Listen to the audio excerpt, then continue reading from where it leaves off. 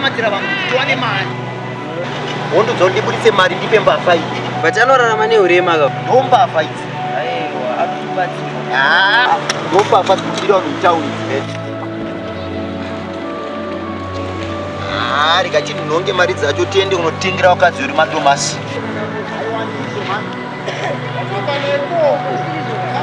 imbavha zakotozvibira vanhu zakurova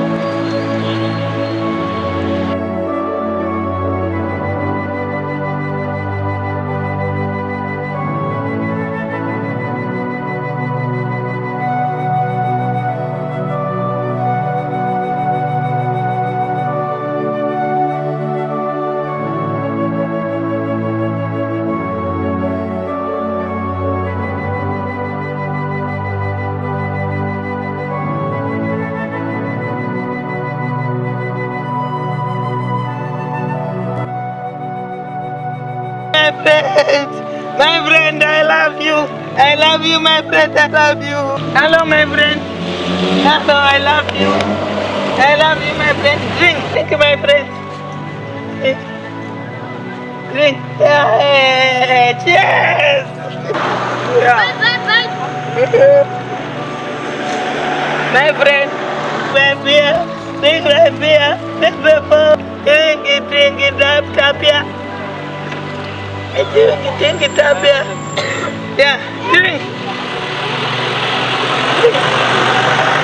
Yes, my friend, I love you, my friend. You go buy food, yeah? Go and buy food. This is my change from my beer. My change from my beer.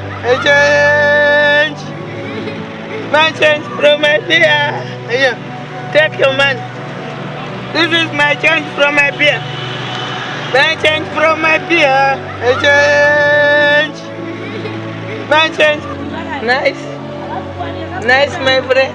Bika, Maria. Bika. Good. I love you, my friend. I love you. I'll come and see you tomorrow. Bye-bye. Cheers. Cheers, my friend. Bye-bye. Bye-bye.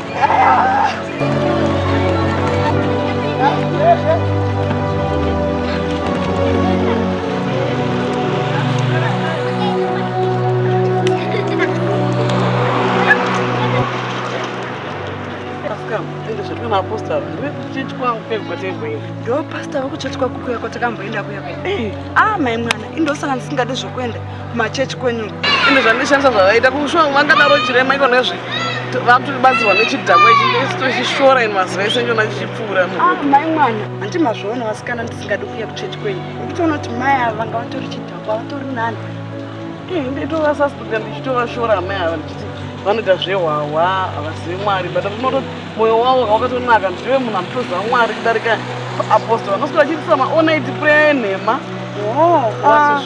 wazviona kuti wai ndisingade zvekuenda kumachechi chechi ndisingade zvekuenda kuchechi wazozviona nhasika